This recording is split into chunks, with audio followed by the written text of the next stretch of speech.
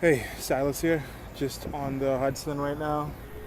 Catching the end of the day. It was a 90-degree day, so I decided to take a walk after editing some video. Just take a break, take a walk, go get some groceries. I do this thing where I try to shop every day instead of just stocking the fridge, so I get my exercise while I'm going to get my food. So this time it'll be a little longer of a walk.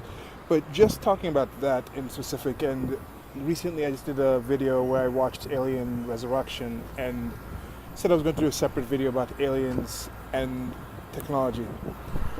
But thinking about that, I was thinking about my own life situation.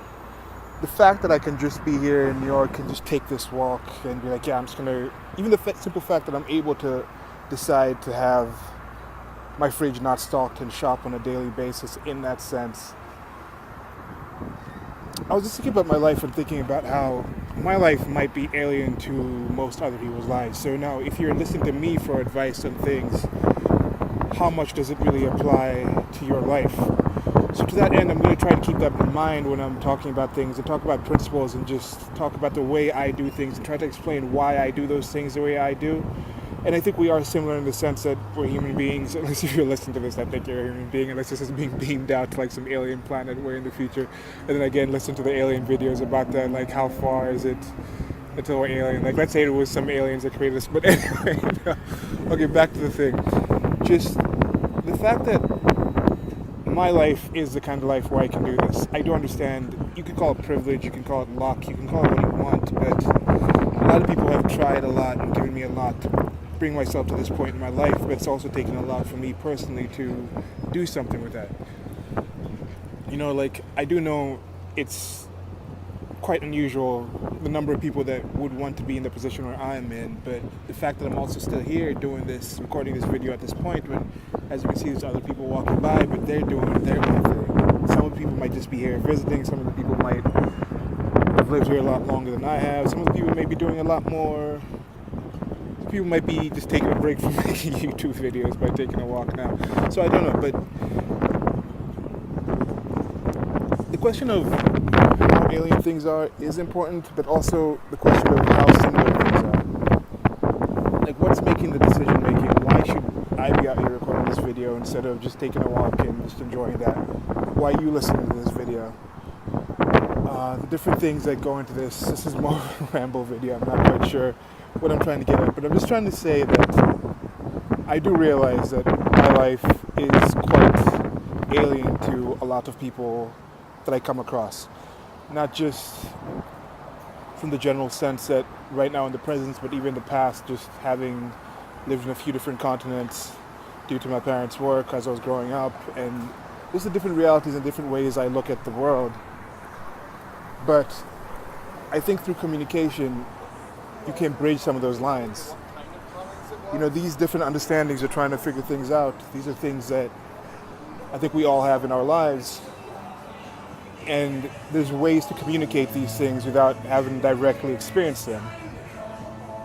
And I was just having a thought coming out here, how there was a time when, we had to have books. I was listening to a podcast and I'm thinking, like, if there was a time when people had books, certain civilizations started developing written language, and if those written languages gave people an upper hand in that society in some way, they raise your sexual marketplace value. So if you could read somehow in these societies, even if it's simple as just reading a sign that prevented you from walking across a ravine that you'd fall into some ice or something. Let's say it's like, okay, it's thin ice on this river. If you could read that sign, you wouldn't walk on that river or on that lake and you wouldn't fall in. So you'd have a higher chance to reproduce your genes. So there might have been a thing where people had a higher, people that somehow, you don't know, because with genetics, we don't know what the things have where it's like somebody has a higher proclivity or a higher chance to take on some form of language, some form of ability, some form of activity. So what if you had people who could read better and then they benefited from that? But I was also thinking about societies, how we used to have stories. And for me, I really love the podcast form. I still like reading, but I prefer podcasts because I can do things. I can listen to them while walking. I can do multitask while doing, draw and stuff like that while that's going on.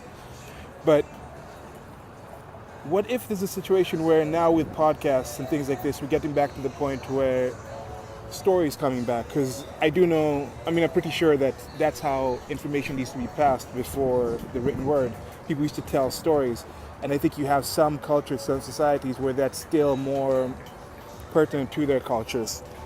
So what if you have a situation where now with podcasts, now with YouTube, now with the ability to make content and share content, we're going back to kind of our prehistory times when it was telling stories, where it's just people taking in words or information in a different way from just people talking about their life experiences, you know?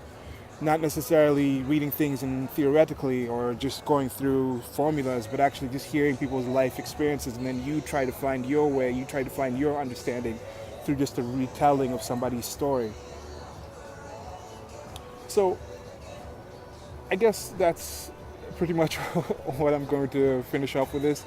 And I think that's what my channel is going to be, mostly just telling this story, because with my travels, I think one of the things I've mostly been thinking about when people ask me if I miss a place, I say I don't really miss a place, I miss the people that were there, and I kind of wish that I could show people, I could find a way to convey people my life experience and see what they learn from it or see what they take from it. See if the reason I think the way I do is because of the things I experienced, and then I can tell that by testing, by having somebody else experience it, and then I can see what their reaction was, and then I can learn more about myself, I can learn more about them, I can learn more about the experience. So yeah, well, right now I'm gonna go walk over. I know you can see that little triangular building past the Intrepid Museum. I think it's called the Intrepid Museum. It's like a aircraft carrier. I haven't been there yet, but that triangular building. The first time I came to New York, the first time I came to New York as an adult, a few years ago, and stayed close to it. So I want to go see when it was being built. So I want to go see how it looks now. So I'm gonna walk back there, then head back home after. But yeah, thanks for listening to the video. It's a bit of a ramble, but yeah, the videos on on aliens and technology are coming up soon. And I'm gonna finish my walk, get my exercise, get some food, and hope you guys are enjoying your day or your night. Don't want to assume your temporal. Okay. I'll probably put up this. I'll put up this meme about not assuming people's things after this. But yeah, so. Nice talking to you guys. Thanks for listening. Like, share, and subscribe. Till next video. Bye.